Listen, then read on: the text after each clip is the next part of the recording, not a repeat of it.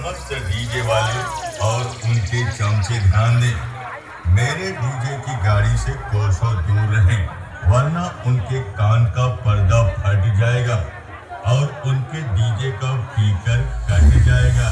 कैसे army present Modi Shashi DJ Ram remix दिल खोलकर बोले राधे राधे। Sound check.